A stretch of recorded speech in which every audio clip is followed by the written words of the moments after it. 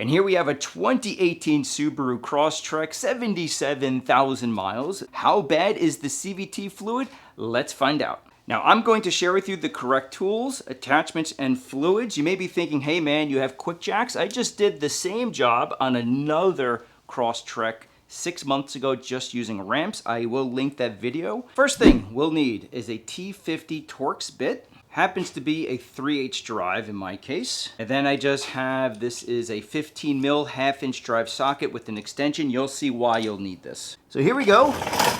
Right smack in the middle, we find the transmission drain pan. Now before we drain the fluid from this location, look straight up right there. That is our, hold on, this is where we drain the fluid from. This is where you insert the T50 bit. So we're going to insert the T50 bit, and this is where, okay, this is where the handle comes into play. Super tight. Now I loosened this already. I'm telling you, it is really tight. Use the handle, otherwise you're gonna fight yourself. Next, we're using a 14 mil socket, 1/2 inch drive. There we go. Okay, get our drain pan. Oh yeah. Whoa. That came out a lot faster. It's a very short, let me show you. This is a very narrow drain plug. I'm still used to the Corvette out there doing all the maintenance, and it just uses much longer drain plug. So let's let that drain. Let me share with you the fluid. Now this always causes fun on Reddit and forums, what fluid to use. The way I see it, transmissions are really expensive along with the labor. Might as well use the factory stuff. This is the correct part number that you see here on the bottle, verified by the dealer, $17 a quart. I bought 4 quarts. I am well aware there are cheaper alternatives. That being said, I'm not getting all of the fluid out here. There's still fluid left over in the transmission, the torque converter. This is just a simple drain and fill.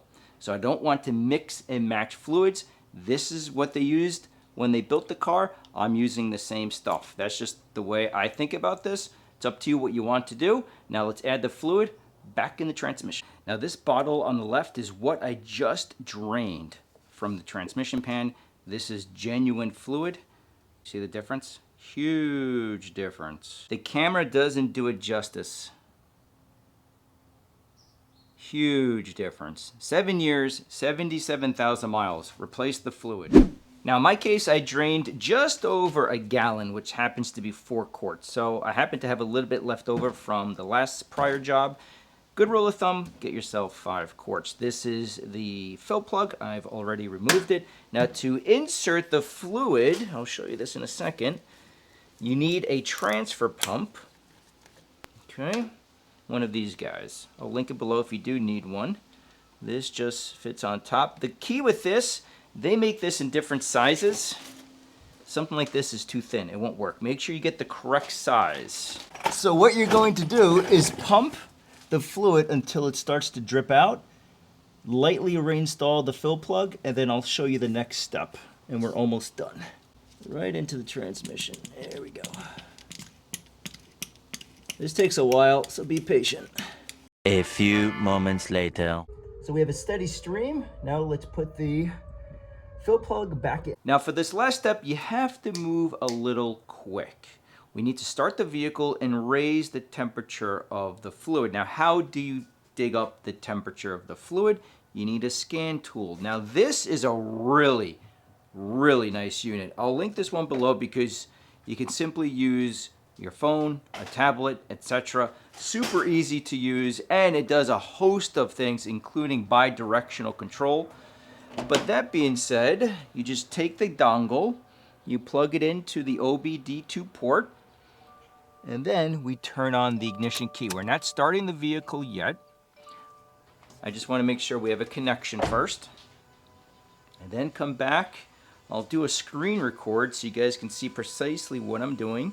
We can open up the software. In this case, all systems diagnostics.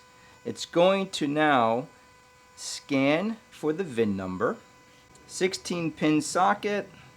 This is where the vehicle is used, not where it's built. So in this case, North America.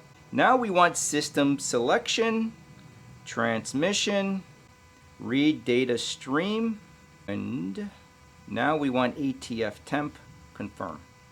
42C, now this is the thing. Now for this last part, I have to move rather quickly and I don't want to screw this up. Let me first explain what I'm doing and then we're going to knock it out. As you can see, the correct temperature range is 35 to 45 degrees Celsius. So once you hit this temperature, you can start cycling through the transmission gears.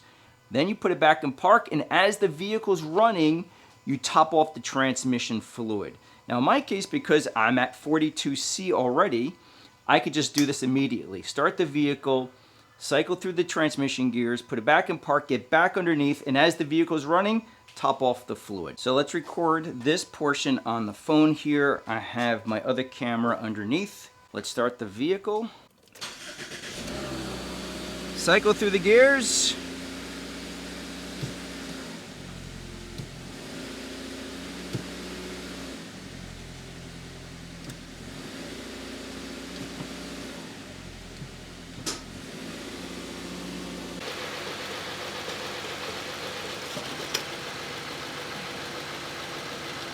Let me turn off the car. And that's it. She's all set. The only thing I would say, certainly, the fluid is expensive. If you can, have a buddy help you with this, because as you cycle through the gears, you can have your buddy start pumping in the fluid immediately. And it's a little bit of a messy job. It takes a while to pump all the fluid in, but it's certainly doable. Hope it helps. Thanks for watching. Cheers.